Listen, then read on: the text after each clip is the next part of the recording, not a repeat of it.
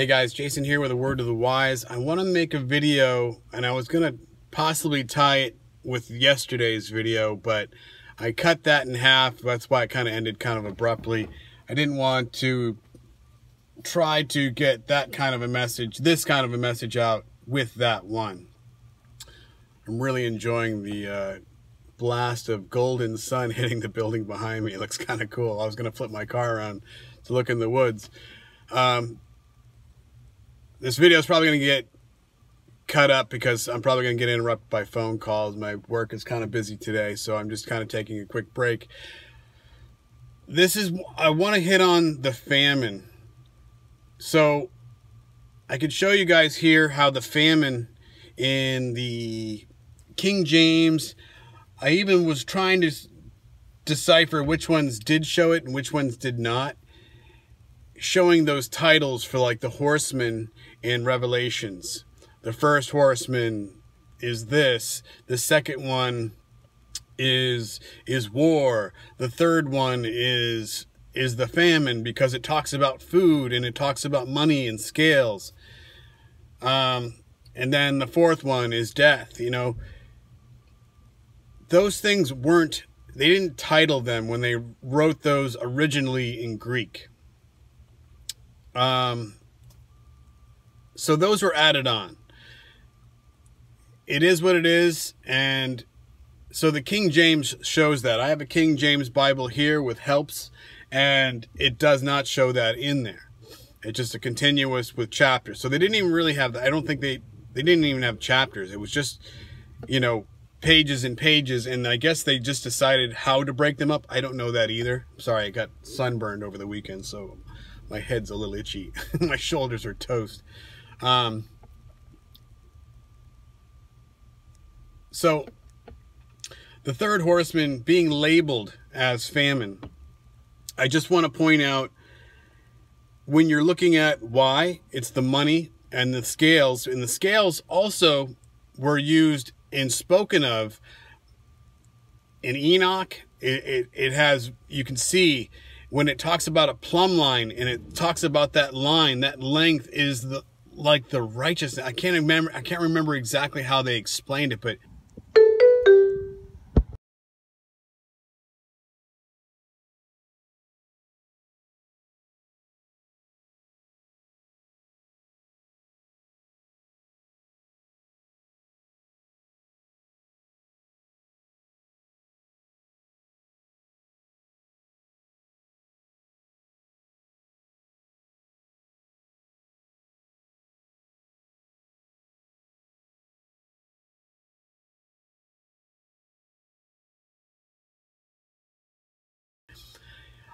a plumb line is a string that hangs from, say, the ceiling, like a center point you want to find, but you measure your measurements on the floor, and then you use the plumb line to go to the ceiling, and then you know exactly where the center of a room is. You can use it for leveling and things like that. But scales also weigh, like the justice, weigh judgment. What is that? The Lady Liberty, the scales of justice, where she's wearing the blindfold and she's holding the scales out in front of her, and the scales will determine what's right. All right, so looking at the scales, first thing I want to try to jump right to is, I love Amos 8 is one of the scriptures that really opened up my eyes and changed my outlook on more of a spiritual lens than looking for so many things in the physical, because there's plenty of people online that are talking about you're going to see a bottomless pit open up and demons are going to come pouring out of it. If you've ever seen the movie Hellboy, they made a remake of it, which is really twisted versus the first one. And at the end of it, there's a pit that opens up and these monsters and giants come crawling out and they just start devouring people left and right. I don't think that's going to happen in that sense at all. Something that really hit me right away was verse 5 in chapter 8, saying, "When will the new moon be gone, that we may sell corn, that the Sabbath that we may set forth wheat, making the ephah small and the shekel great? falsifying the balances by deceit.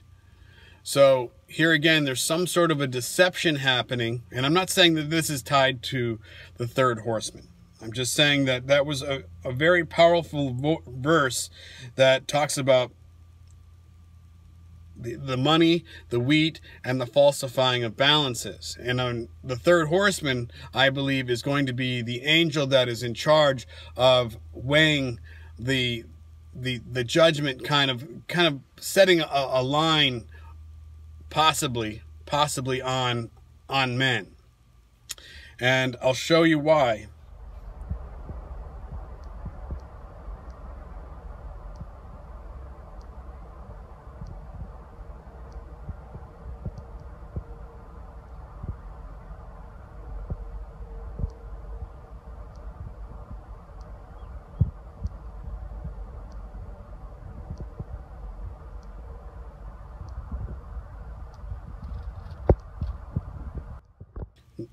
Well, here, let's go to Revelations, and we'll read that verse in chapter 6 in Revelations, talking about the third horseman.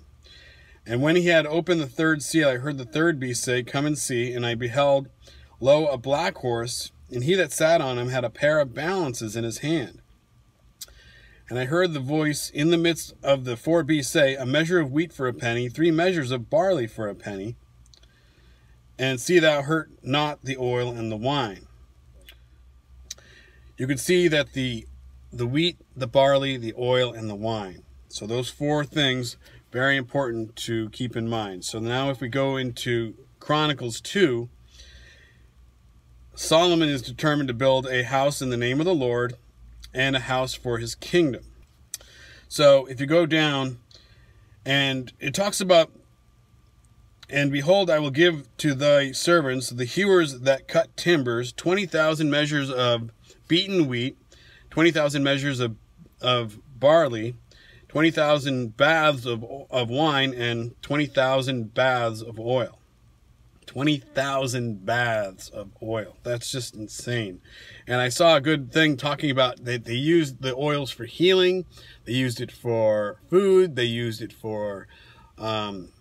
even the oils in their lamps, they use the oil, like a lighter fluid. So that was just one. And then the very next verse, Huram, the king of Tyre, answered in writing, which he sent to Solomon, because the Lord hath loved his people, and he hath made thee king over them. So the king of Tyre. Now, when you're looking at Mystery Babylon, you can go to Ezekiel 27, and you can see all the things that went out, and I can't remember if it was talking about those who sold all those goods to Israel, and the list of all the things in 2 Chronicles 2 of all the things they want to put into the temple when they build it, the first temple. I believe that when you get to Ezekiel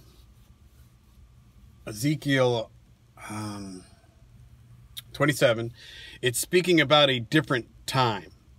It's, I think, 600 BC, where this is more in like 900 BC. So it's 300, but I can guarantee you that all the things that Solomon gave to Tyre for the merchandise and the service probably made Tyre very rich, and they lived very well after that on all those things. Not to say that Tyre wasn't already a great place. I don't know the whole history behind how Tyre rose up and fell, other than I think Alexander the Great was the one that built a land bridge because it was hard to get to, and it was well fortified.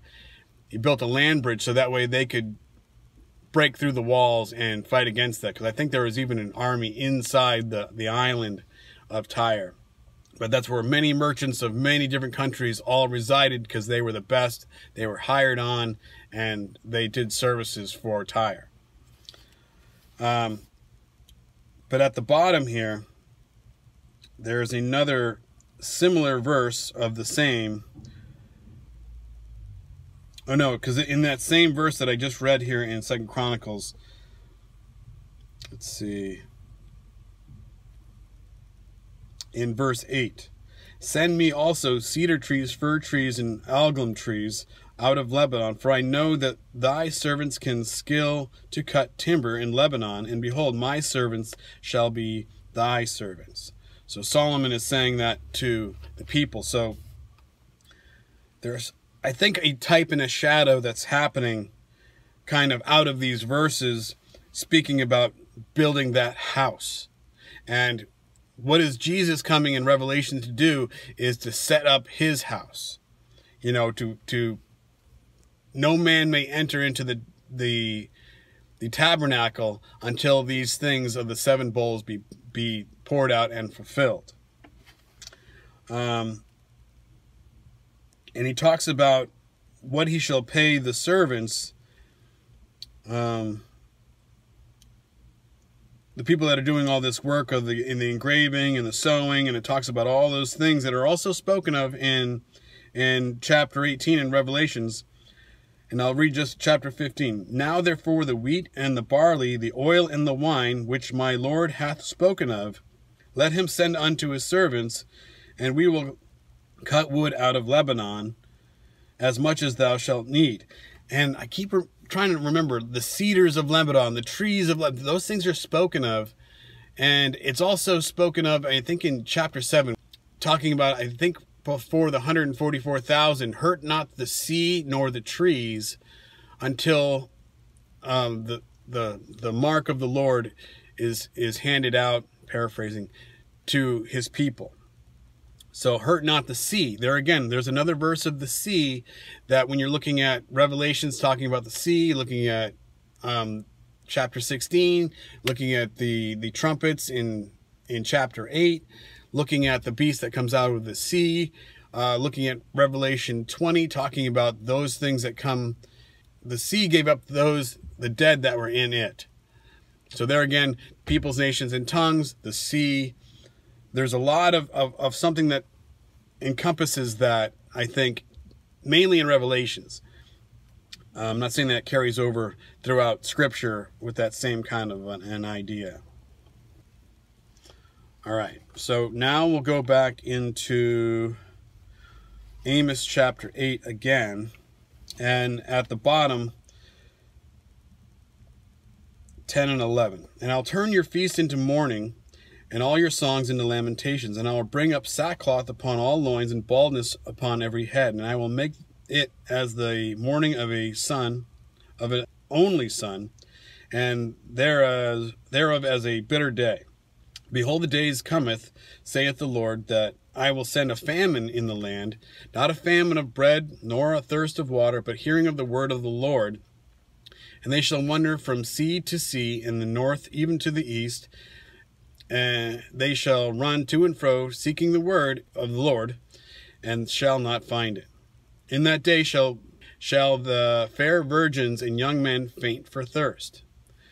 Now that last part, the fair virgins, thinking about the 25, or Matthew 25, talking about the 10 virgins. 5 were worthy, 5 were not. Looking at Matthew 24, it talks about there'll be earthquakes and famines in those days, but the end is not yet. And people like to point out the earthquakes that happen around the world. Yes, that may be one point of it, but when you look in the Old Testament, there was a great shaking in the land. You know, I heard the voice of the Lord, and the people did quake.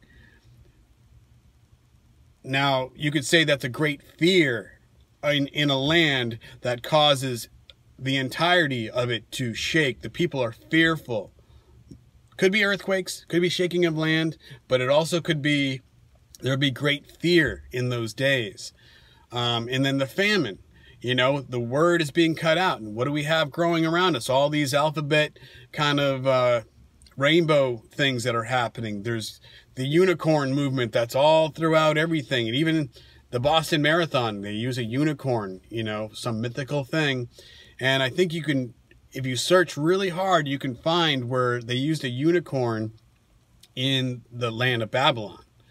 So there again, just a lot of interesting things, but there's a great falling away through science. And if you haven't seen it yet, On Point Preparedness did a video about the restrainer. Very spot on. It's about an hour and a half long. And I know there's a lot of interpretations that are out there about the restrainer in 2 Thessalonians 2. But nobody breaks it down the way Mike does on Point Preparedness. He is an amazing, very patient person. He handles the word better than anybody else out there. If you're not subscribed to him, I say you need to subscribe to him. He is hands down the best on YouTube over probably anybody else I can refer. I mean, I know I've spoken about Bradford, Carolina. He's an interesting guy, but at the same time, I've seen him he gets a little iffy with a lot of interpretations, and I'm not saying he's wrong. I'm just saying that, you know, there's a kind of a lens thing. But Days of Noah, it holds second right up on Point Preparedness. Days of Noah is an amazing channel. Now lastly, I just want to hit on this last point. And here again, do I have the full interpretations of what is happening and how it's happening? The fourth horseman, the pale horse, and his name that sat on him was Death, and hell followed with him. 2. And power was given unto them over the fourth part of the earth to kill with sword, with hunger, with death, and with the beast of the earth. So if the third horseman had just come and his whole gig is famine, why then does the fourth horse come and he does the same thing? I mean, if famine's already present, does he create more famine? Does he hold people up in cages so they can't get to the food, and that causes them to die of hunger and starvation? Is famine in the third horseman just enough to make you hungry, but you still have, you know, leaves on trees to eat or something like that? Here again, at some point, there's possibly some sort of a judgment. And here again, if you go into Enoch, it talks about the 4 that sit on either side. If you go to Zechariah, the 1st chapter, it talks about, you know, sitting amongst, and there's red horses and spotted horses. There's horses that are running around, and Zechariah sees, I believe, angels that are there with him. Possibly Jesus. I don't have that information. That's not the point of this right now. But there again, in Zechariah chapter 6, it talks about the 4 horsemen, horses that went out to the north. One went to the east, one went to the west, one went to the south. And one reports that the peace, you know, they are all settled in some sort of a peace thing. And who gives us peace? I did a video in my playlist, Walking the Way of Peace, and peace being something more like we get peace in our Lord, in Jesus. Jesus has given us that peace. I think Matthew 11 or 12, in the very end of I think it's chapter 11, it speaks on that. If I can just swing there real quick, bear with me, and I'll cut this shorter. So Matthew 11.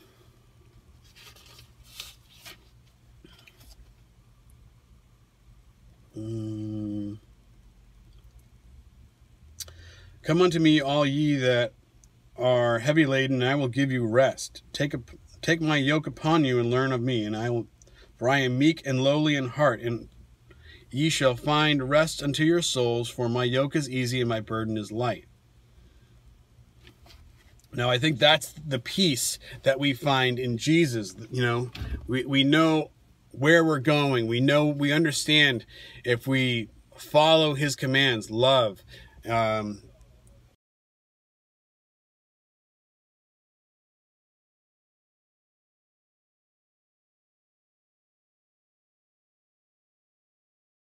I'll leave it at that. So when you look at famine, yes, there could be a famine that's coming, but that could be part of a tool that they want to use. But then when the Antichrist comes, and you'll see a lot more of that, when people keep thinking of, you know, the burning tires and darkened skies and you know, monsters running all over the world. Well, if that doesn't happen, guess we're not in tribulation. Guess the Antichrist isn't here. But if you watch Mike, he talks about the fall of governments, which is very apparent right now. If that happened, just imagine that Antichrist comes and he is the world's salvation now. Oh, look, here's food. We're going to turn those gas pumps back on.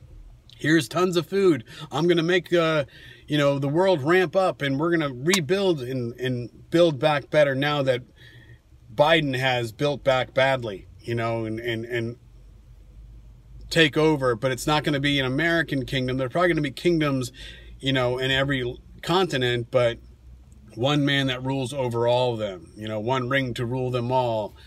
I'll leave it at that. So just a word to the wise. Like I said, just a kind of a different kind of lens of looking at things that are happening, and they're promoting all this hunger and famine. You're seeing the food places burning down, but I don't know how it is across America or around the world.